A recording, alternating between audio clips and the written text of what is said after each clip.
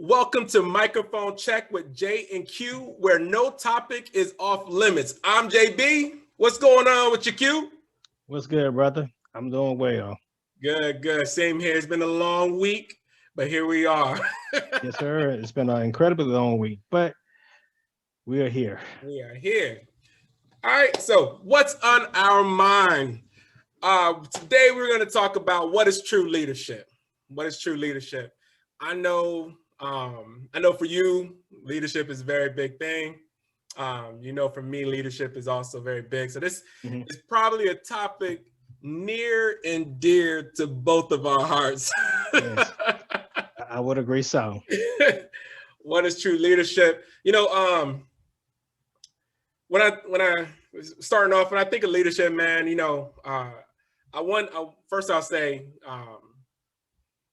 do you think leadership has an age restriction? Like not restriction, like an age where it starts. You start seeing leadership at 20. You start seeing leadership in people or yourself at, 13. Do you think there's a minimum age that leadership can actually be seen in people? No, I don't think there's a particular age that leadership starts to show up.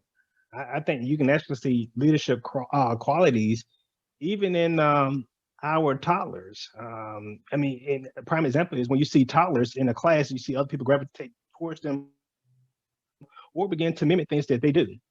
That is the very beginning. That is the birth of your leadership qualities starting to show. Yeah, and shoot, I seen that. Got kids, young kids themselves. I know it's with my son, I seen like at one point that his leadership quality had to come out. So like he had to choose. Mm-hmm. Like he was choosing to be a follower, like that. Nothing wrong with following, but I saw he was choosing to be a follower. And once I had to explain to him about leading and being the trendsetter and all that stuff, I began to see a change in him. So yeah, I do think at a young age, they can show those qualities and work. And I believe that also at some point you have to decide, you could determine is leadership quality something that is inherent in birth, or is it something that can be trained up? So using my son as an example, Yeah. Was it there? Maybe not. Did I have to say something and show him? I did. Did he improve in leadership? He did. So I can't say that what I did was foster something that was already inside of him, or if I planted something new inside of him. So to me, even with my own children, I don't know the answer because I know what I've done, but that's not to say that there wasn't leadership inside of him anyway. So yes. How about you, man? What you think about leadership being born or developed? So that was one that I actually grappled with for a while. The question about is, do we have naturally born leaders, or can we actually develop leaders, shall I say? And I have now come to the conclusion that I think that you can actually have both, right? But I also think that before we even get to leaders, we have to understand that there's a difference between being a manager and being a leader. So first, we have to sit those two aside between being a manager and a leader. And I'll explain to you here in a minute what I mean about having a manager versus a leader. But yeah, I think that leaders can be both developed and leaders can be born. But those who are being developed, this is where you have to make a distinction between if you're developing someone to be a leader versus developing someone to be a manager. Manager manage operations. They manage people, and I deliberately use that word manage people. Versus where you have someone who has been a developed leader, they lead people to lead operations. And that's the difference. I can tell you what to do. That's managing. Or I can influence you on what you need to do. That's leadership. And if I influence you, those people who you influence are more willing to do it because they're not being made to do something, they're being influenced to do it. Right. So to be an effective leader means that you can effectively influence people to do the things that you need them to do so that you can further the operations, if that makes sense. That does. So Um, I'm sorry, well, no, go ahead, finish your thought. I'll come in. Go ahead, go finish your thought. ahead. No, I was just gonna go back to this whole thing about leaders being born. And I'm pretty sure that you and I probably both have heard this, that Martin Luther King was a naturally born leader, and Mhm. he very well may have been a born leader. Um, but in my mature mind now, one, I believe that there's a leader that is put inside of every man. In fact, there's I can't remember who said it, but someone said that inside of every male child there's a king. Mhm. I can't remember whether that was Tony Evans or TD Jakes, but one of those guys said it, and that really resonated with me, particularly because I mean, I know that we don't want to try to bring Christianity into this, but sometimes you can't help but to do those things, Yeah, right? yeah. But when I think about that, and I think about the role that men were particularly designed for, that makes sense that inside of every man, God created a king because he created us to be leaders in our home and be effective leaders in our church. So I believe that, yeah, in a sense, yeah, there are leaders inside of every man. But can we pull those leadership qualities out of them? Can we hone those leadership qualities? And that's where you get into the development phase. Are we developing leaders or are we developing managers? And I guess in that regard, because I'm gonna go back to that. Uh, does that mean that every there's not leadership quality or leadership in every woman then? No, so I do believe that there's leadership qualities in women as well. I 100% do believe that there are definitely leadership qualities in men. If we're gonna go back to the whole biblical analogy, I believe that Adam had a help meet, not a helper, if that makes sense. Meaning that Adam had someone that was a partner with him. If you have someone that's partnered with you, then in my opinion, that is someone that co-leads with you. Now, it doesn't mean that Adam didn't have like more authority, but it definitely means that his partner had authority as well, just not as much as he did. So I believe that yes, women does have leadership qualities if we look at it from the biblical perspective.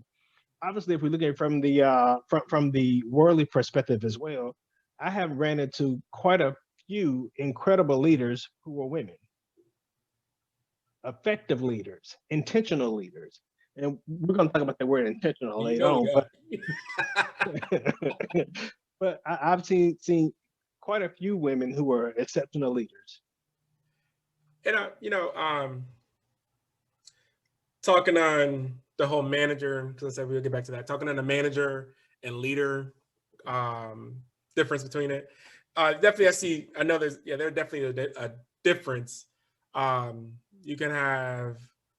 I think the one thing that I make the distinction between now, and I started to make a distinction between now, is with just within leadership, is that or being a leader, is that now I don't say someone's a bad leader. I don't. I'm I'm stopping because I just really got to this point. I'm trying to stop saying that. Uh, Now you're either a leader or you're not. Mm-hmm. So, and I say you're a good leader, you're a bad leader. You're either a leader or you're not. You can be in a Mm-hmm. leadership position and not be a leader. Come on now, You're not a bad leader. You're just not a leader. not a leader at all. You shouldn't be there. But you have leaders. So but so I started saying you're not a bad leader because I don't want. I believe a leader. There's a standard for leadership, and that standard must be met to lead. And that's where we go into the whole the thought of the today, what's in our mind, what is a true leader. We start to pull out those qualities, and now we'll start with the first one that you talked about. What is a true leader? A true leader is intentional. Since you kicked it off, what you had to say about that? You said we'll talk about it later. So yeah. So we talked about my philosophy when it comes to that word intentionality as it pertains to leaders. And the first time that I used this phrase, this coined phrase, intentional leadership, um, I was just sitting down. I was having a thought, and I was like, I want to model myself to be the type of leader who is intentional, the type of leader that God has raised me to be. We serve an intentional God, and everything that He does is that it has a specific purpose. When He does those things, whether it's something that we went through that was good or bad, it was all for a specific reason. And so I wanted to model my leadership style after that. And so I said, I think that we should have an intentional type of leadership style. When we have encounters with people, all of those encounters that we have should be intentional encounters. We should have intentional conversation. We should have intentional mentorships. Whenever we run into someone, when we're training, that training should be intentional, which make you pause to think, by the way, before you even begin to have conversation with that person, because you know that you need to meet a specific intent. So let's think about what we're going to say before we have that conversation with that person, because that's intentionality, right? right. So every time that you engage with someone, if you want to be an effective leader, if you want to be an intentional leader, you have to think about those things and meet that intentionality. Most def, most def. And as I think about the word intentional, um, I noticed that sometimes when we're, as leaders, we're not necessarily the first one up to lead. We're not the first one up to lead. But when the opportunity to lead is open, we jump in and we're intentional about it. We just doesn't let the waves, push us, the current take us to wherever that course is. We row the boat. So we're not just letting the current take us there. We roll the boat to get to a place, and it's intentional. So we direct when we need to direct. We stop when we need to stop. We encourage when we need to encourage. It's being serious and on point and purposeful about what you're doing as a leader.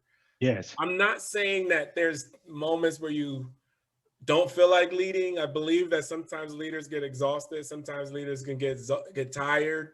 I do believe that. So I'm not talking about those moments, but overall, as a leader, you are, you're purposeful. I'm doing this, and I have my intent. My intent is there. I'm just not falling into this. I'm just not going with the flow of the traffic. We're being purposeful about the leadership position that we're in. And when you see people, like I said, they're just not leaders in leadership positions, you can tell that they're not leaders simply because there's no purpose behind the direction they're going. There's no purpose behind or passion behind that the position. It becomes more of a title than being part of them and who they are.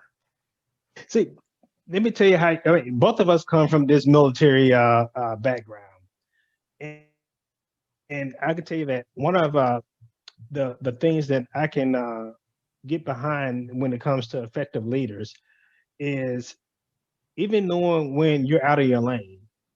And I'll tell you what I mean by that. So I think it's safe to say that we have probably both worked for commanders that we probably thought were ineffective in doing their role as a commander.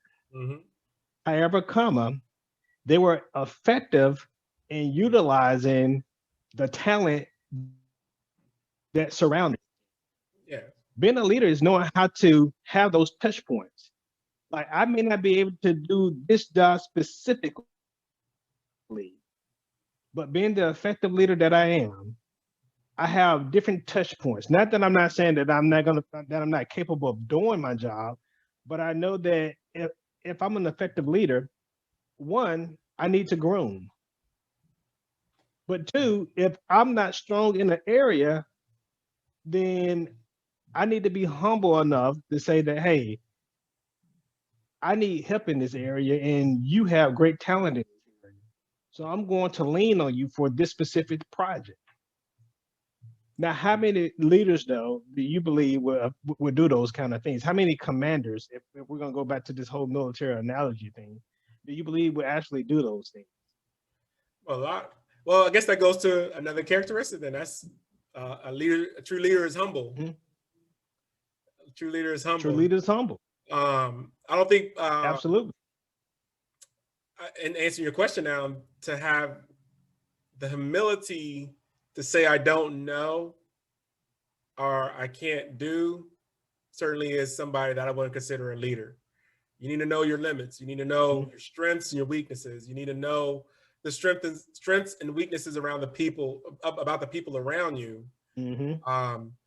And within your humility, you're able to say, well, I can put you here because you are an expert at this. For instance, and my feelings are not hurt by saying this, but my wife is better at managing our budget. She's better at it than I am. Some men will feel like they're less of a man if they don't manage the money in the house. Like money is what makes you the leader, the king of the castle. As my wife, and her profession is finance and accounting and budgeting, it seems natural for me as being a leader in my house to say, with all humility, you're better than me at this. You should do this. Yeah. And she does, and does a better job than me. I don't keep receipts. I don't budget and track my dollars to the penny like she does. Like she be like 2 cents off, she can tell, you know. So I don't do that. So when it comes to the budgeting and stuff, look, you lead this. I'm be humble at it. My humility is like I'm just not the guy. If I want to better our family and move it forward, then I need to know that I need to allow you to work in the place and positions that you're good at, which is money, which society may have claimed that is a man's responsibility. I'm at peace with it. I own it, and my family is the better for it. But truly, society ain't got to pay them bills, bruh. Society ain't paying. Society don't pay your bills. I like that.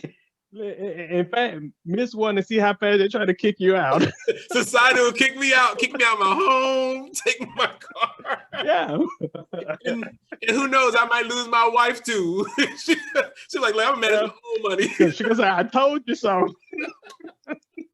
You should have listened to me. So yeah, I believe, like you said, I believe leadership should be intentional. Leadership should have humility. Leaders should also, and you know, leaders should also train leaders. Yes. So this is like, you know, in military say train the trainer. So leaders should train the leaders. We have we're often in competition. Like, let me be better than the next, blase, you know. But for a community standpoint, the more leaders we have in place, the more leaders that are true leaders, the further your community to go, the further you can go. I don't like seeing in the workplace where my leader doesn't want to be good at information sharing because they're threatened that they might lose their position, their role, their influence with higher leadership. And so they don't want to information share because they're afraid that people might look at you better than they are, or you might look at them as better than you are. And so for me as a leader, as a true leader, if that happens, that happens. But I'm all about information sharing. I'm all about us positioning ourselves as leaders to move the group forward. And so Moses, we say about the Bible, like Moses taught Joshua. And so we have to do that. I see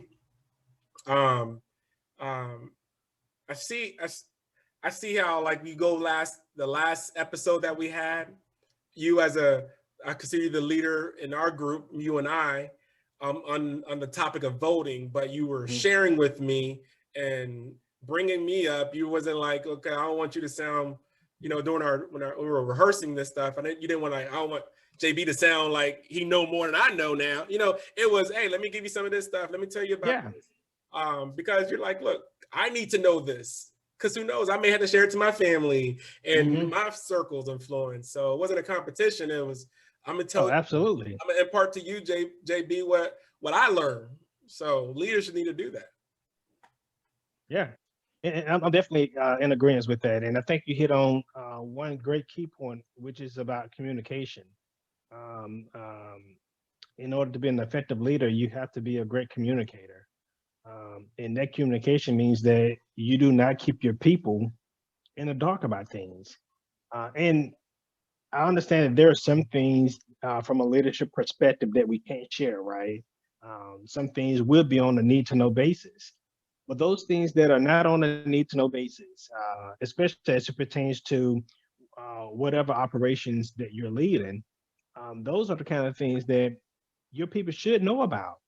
Your people shouldn't have to guess what is your position on something as it pertains to the work. We're not talking about anything else but the work, right? Because we don't want to bring politics or any other type of social things into this, but only specifically about employment. I shouldn't have to guess what my leader expects of me, because that should have already been established from the very beginning through effective communication. So I think that another characteristic when we talk about leaders is you have to be someone who communicates. You certainly do. I read this book one time called uh, "Smell Like Sheep." Smell Like Sheep, and it was a book concerning leadership from a pastor standpoint. And it was saying that the shepherd should smell like the sheep. And why does the shepherd smell like the sheep? Is because they're close to the sheep. They're with the sheep. The sheep is around them. They're present. So I think a true leader, and true leadership means that you have to be a present leader. Yeah, you can't always, if you feel like you're sitting on a throne, it's hard to be a leader. Yeah. You're not connecting with your people. You're not engaged with your people. If you feel like you don't know, depending on the size, all that stuff of it, but you got to know your people, at least the general idea of your people.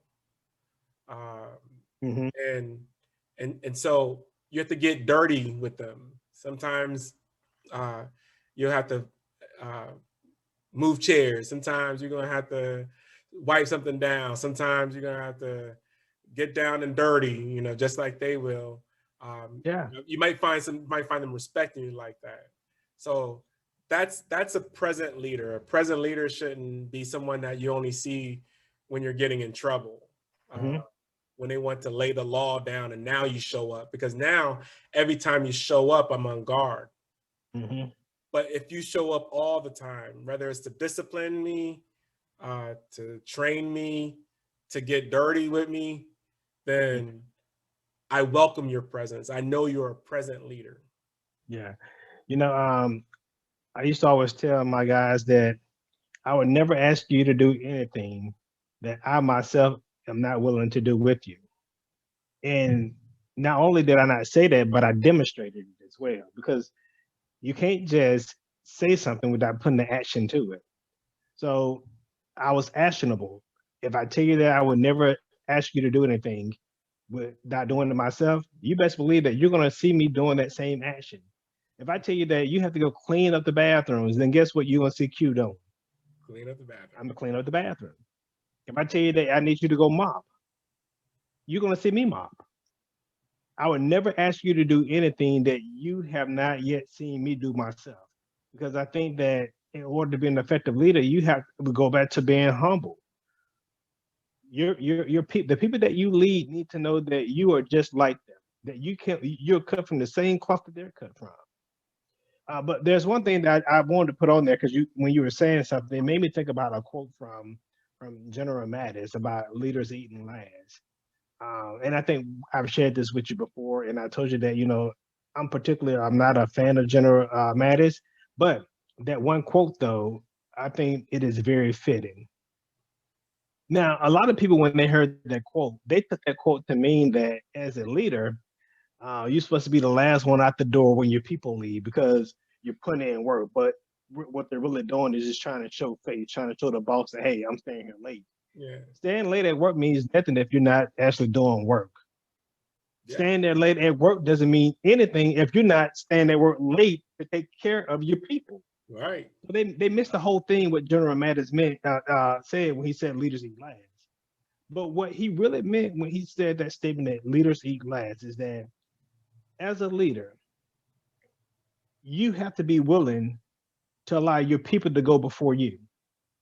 Not saying that you're not leading them through these things, right? But your people have to be recognized before you're recognized. Why would I try to put my promotion above trying to get my people promoted? Why would I put my accolades above trying to make sure that my people are recognized? That is what General Matters meant when he said leaders eat last. Like you got to sometimes suffer self for the greater of good.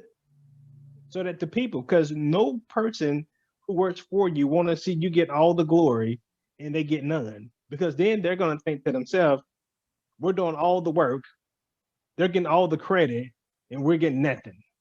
Hmm. So that's what he meant when he said leaders eat last.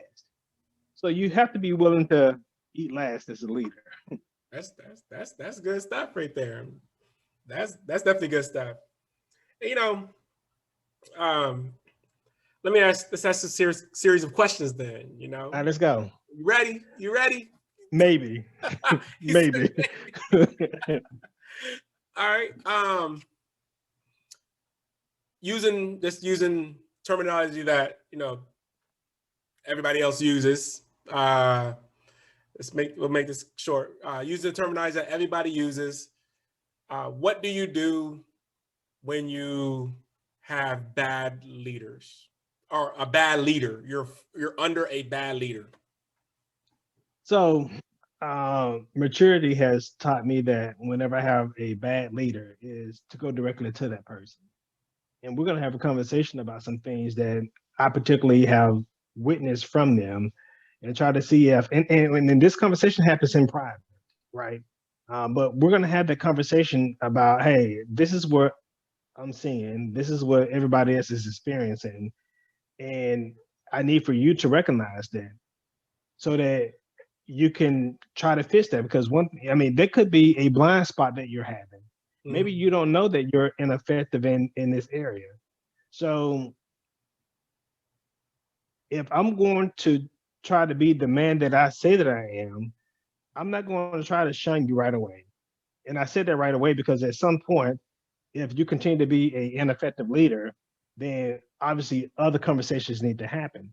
But I will try to give you the opportunity to fix it first by bringing it to your attention. Say, hey, look, this is what I'm saying, and I think that this is how you could fix it. But the other piece to that though is they have to want to do it, and then also you have to try to bring them to the answer that you already know that they should choose. It makes sense. Right. You have to lead them to the answer. And I'll tack into that. If you ever approach somebody about their bad leadership, you need to come with more data than just you're treating us bad or you're bad at leading. Come out with real examples of where they displayed that bad leadership at. Like this happened the other day, and this is where the bad leadership came into play. This is where I saw you make this action that was detrimental to our team. So come up with some strong data that you can back up to your claim. Like if somebody came to me before and said, "Hey, I feel like you're micromanaging," and the question was how, and they got quiet because it's like, well, I didn't think about that one. Before you got here, we didn't have weekly meetings. Oh, so you don't like the fact that we discuss what we're doing through the week so that we can proceed forward. Well, you asked for statuses on this, that, and the other. Also, is that because I asked the statuses once a week, or you don't like to be accountable that when you're about to slip on some suspenses? So we have to, you come to them with some strong data to say that this is where the leadership was bad and this is how it was bad.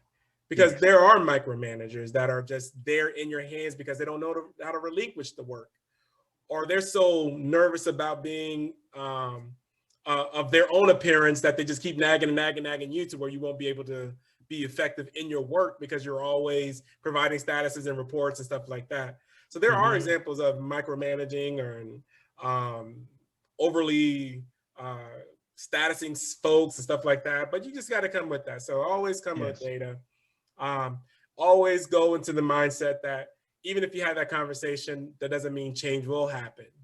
And it may not happen as fast as you want it either. So be prepared to maybe have multiple conversations after this because you have to course correct your leadership. I want to add to that as well, because I certainly don't want someone to approach a disgruntled manager to try to have that tough conversation with them, because the worst thing that you can do is try to have that conversation and be reprised against. So I think it's also important to know your audience. Know that you can go to that person without having that fear of reprisal, because you decided that you're going to tell them about a blind spot that they may have. And the other piece to that is not saying that you should co-share information with other people, but certainly you should have someone that you count as a mentor. I think that it's important that if you're going to have a conversation with someone who you believe is a bad leader, try to have that conversation first with someone that you consider a mentor. And before you even have a conversation with your mentor, get their perspective, right? To see, hey, check me. Am I seeing things wrong? This is what I'm experiencing. Do you think that this is a bad flaw in leadership? And do you think I should go to this person? And how do you think I should go to this person? So I think it's important to even check yourself with other people first before you even have that conversation. Good point. Good point and good advice. All right, closing up, I would say I'll start off. I want to give my roses to the person while they're still living. A great leader in my life is Pastor James Pitts. Pastor James Pitts. He was there when I transitioned to be a minister, licensed and ordained. I looked at him as a great leader. He's my good example of a great leader. He taught me, he chastised me, he held my hand, he made me walk on my own 2 feet. He gave me advice. He also helped me to help myself find my way. He was honest of his assessment of my progress and of who I am. He was honest about who he was, some of his mistakes and failures, and some of his successes. And so to me, my true leader is Pastor James Pitts, pastor of New Zion Tabernacle in Fort Walton Beach, Florida. How about you, man? Who's your example of great leader? I actually I have many, but I'll only name one that stands out immediately to me. And this is retired Colonel Jason Childs. Um, this brother, when I was going through the rough at Beale Air Force Base, when I was being reprised against, or I'm not even gonna say reprised against, when I was being discriminated against, and it was 100% a racial thing. And it was to the point where it began to affect me in my duties, um, yeah, and my responsibilities at work. And Jason Childs, he and I we went to church together, and he knew what was going on because obviously commanders they have their conversation. He was commander there at the time, by the way, and they have their conversations amongst each other about things that's going on with their squadrons and with their subordinates. And my name came up, and he heard it, and he was like, "Well, this is not the brother that I know." And so he began to share information about some things that was being said, but then he's like, "We're going to change the narrative on them." He's like, "But I'm going to need for you to be willing to follow my lead, because there's going to be some things that I'm going to have you to do that you're probably not going to be comfortable with, but I'm going to need you to trust the process." And so I did. I trust the process, and in that, he and I we end up having so many leadership mentorship sessions, right, where he would, try to influence the way that I was leading my airmen, and obviously I came out of that thing unscathed. But the one thing that Colonel Childs asked me to do in my endeavor in the Air Force is to pay it forward. And so this is why I'm so passionate, believe it or not. This is literally the very reason why I'm so passionate about leadership, is because somebody cares enough for me to see me through one of my darkest time in the Air Force. And his only request was I pay it forward by mentoring other leaders. And that didn't mean just mentor other airmen or other enlisted members, shall I say. When he said pay it forward and mentor other leaders, he meant from both the officer and the NCO rank. And so that's why I became so passionate about it. Good stuff, man. Good stuff. You know, um, we challenge everyone that's watching this to look at yourself and look at the people that have crossed your lives, and um, identify the leaders that were impactful to you. Um, Go tell them, let them know that like they were a great example of leadership. They've molded and shaped you. They had an impact to you. So that's challenge one. Challenge two is make sure that you're in a position to be a great leader for somebody else. Uh, if you whether it's a sibling, a coworker, a child, your child, anybody, um, someone may look at you as a leader. So make sure you're in a position to lead somebody. Be intentional about it, like we talked about earlier. So if somebody sees you as a leader to them, take them up on it, and be and help them grow and develop, and um, help them make some decisions that they may have, or just help them understand how to navigate through some things in life. But be a great leader for someone, and look at look at the impacts in your life and the leaders in your life, and let one of them or all of them know that they were and are a great leader to you. So that's your challenge for this until the next episode. Keep doing it. We know those people, whoever led you or you're leading, will appreciate it a lot. Keep doing that. Keep looking at that. So in closing, thanks for listening to What's on Our Mind. Come join us next week as we discuss, can family be toxic and should they be cut off? This is Microphone Check with J and Q. Until next time, peace, patience, power, and prosperity.